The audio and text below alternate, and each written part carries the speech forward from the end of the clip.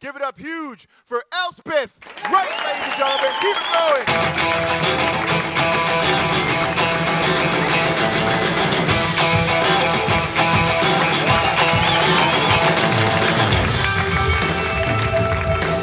Hello! Oh my goodness, it is so good to be here. Look, I don't want to talk too much about the unpleasantness of the past year, but I do want to take a minute to brag, because who doesn't love someone who brags during the apocalypse, am I right? Like, when things first started shutting down, I was really nervous, because I have a couple mental illnesses. I'm not like other girls. I go to therapy 37 times a week, you know? So, I was nervous that with all of that isolation, I would completely lose it. But things went really well for me.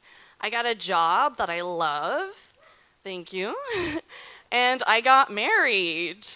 Yeah, thank you. Yeah, it happened just like completely out of nowhere. It was in February. Things were really, really bleak. And I really felt like I was losing my grip on reality. And then I met the most wonderful mannequin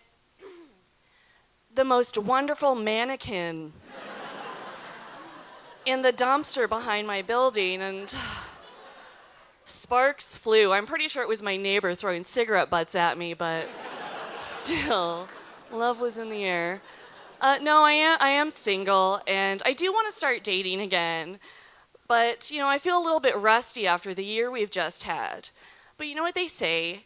Dating is just like riding a bicycle. And that's so true. I always have a sore ass and scabby knees when I'm finished. Without fail. I really want to be in a relationship, I do, but I'm a little wary because my last relationship was a bit of a garbage fire. It was a long-distance relationship.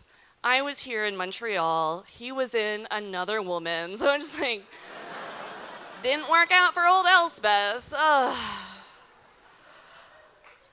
I'm bad at dating, and I think it's because I'm originally from New Brunswick, but none of my cousins are. So growing up, I just didn't get a lot of practice, Have any of you ever been on a date that you knew was gonna go poorly the second you smelled the person? Yeah, I went on one of those a while ago. This guy was just like pickled in cologne. And it's the type of cologne that smells like if you could bottle a guy going, well, actually, like, ugh, get away. It was so bad. I'm pretty sure it was called Devil's Advocate, and it came with a free fedora. Like, it was awful. Yeah, so I mentioned I go to therapy, and I love therapy. Thank you, yeah. And I go because I was diagnosed with borderline personality disorder, or BPD if you're feeling sassy, and post-traumatic stress disorder, PTSD. It's a little more famous, it's no big deal.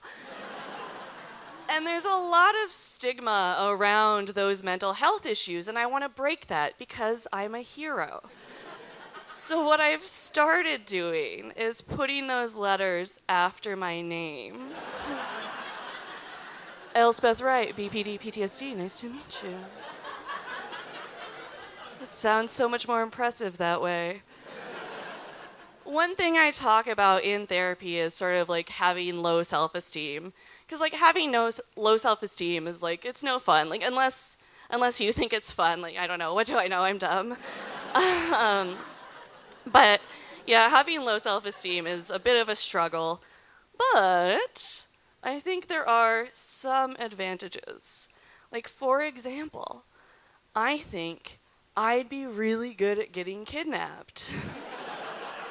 Like, I don't want to brag, but, I'd be startled at first. I'd be a little taken aback.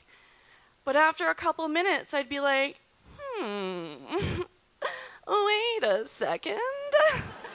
There are millions of people in Montreal.